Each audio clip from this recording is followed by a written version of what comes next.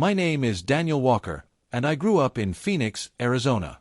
I came from a family that valued hard work, loyalty, and community. My father was a construction worker who built homes with his hands, and my mother was a teacher who poured her energy into shaping young minds. I was raised with the belief that if you worked hard, stayed honest, and treated others with respect, life would reward you. For most of my youth, I carried that optimism. I studied business management at Arizona State University, dreaming of one day running my own company.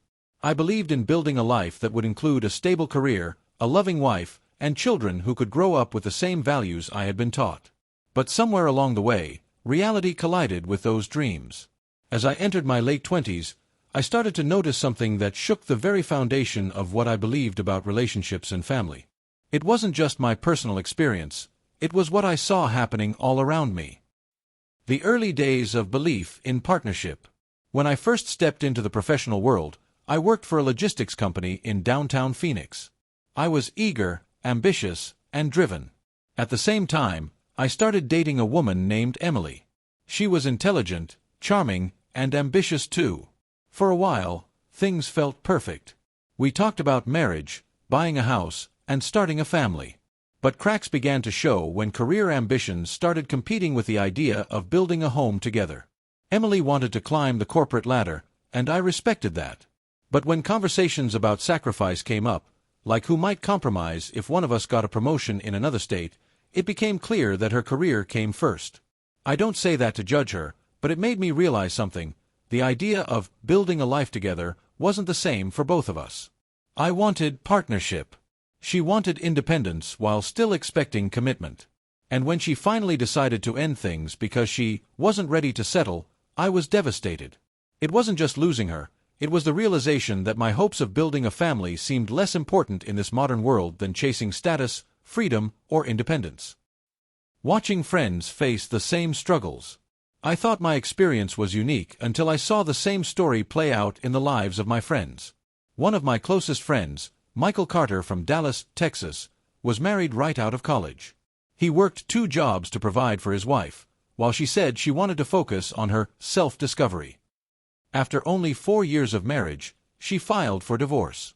Despite the fact that Michael had been faithful and dedicated, he ended up losing half of what he had worked for, including the house. Another friend, James from Chicago, had a girlfriend who constantly pressured him to do more, earn more, be more.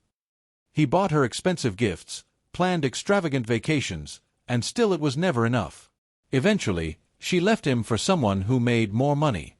Watching James break down, feeling worthless despite being one of the most loyal men I knew, opened my eyes even wider.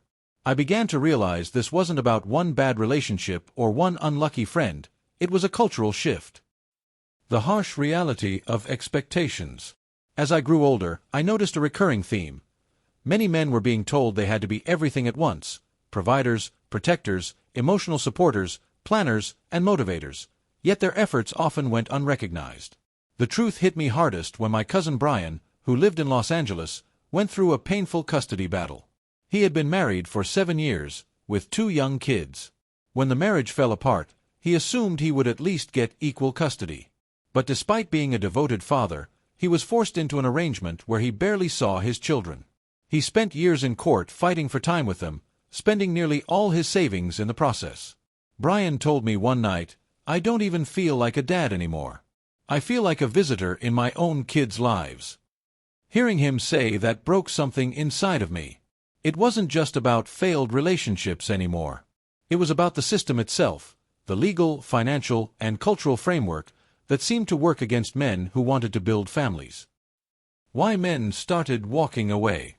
Around this time, I stumbled upon online communities where men were sharing their experiences.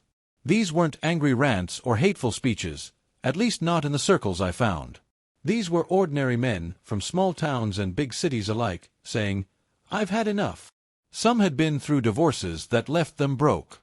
Others had lost custody battles that left them broken. Some simply grew tired of dating in a world that often felt like a competition rather than a partnership. They weren't walking away from women. They were walking away from a system that didn't seem to value their sacrifices, loyalty, or hard work. For many of them, going their own way didn't mean isolation. It meant rediscovering themselves. It meant building businesses, traveling, learning new skills, and living life on their terms. The personal transformation. At first, I resisted the idea.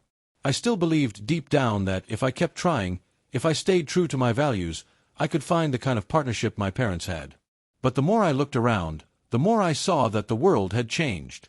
So I made a decision. Instead of chasing validation through relationships, I would invest in myself.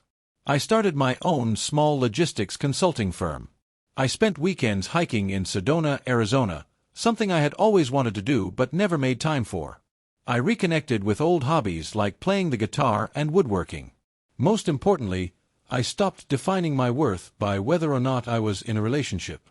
For the first time, I felt peace in building a life that wasn't dependent on someone else's approval. Stories of renewal. Over time, I met more men who made the same choice. One man, David from Seattle, left behind a toxic relationship and used his free time to start a coffee roasting business. Another, Anthony from New York, went back to school in his 30s and became a teacher. Both told me they had never been happier. These stories weren't about bitterness. They were about freedom, self-respect, and redefining success. The cold, harsh reality. The cold, harsh reality is this.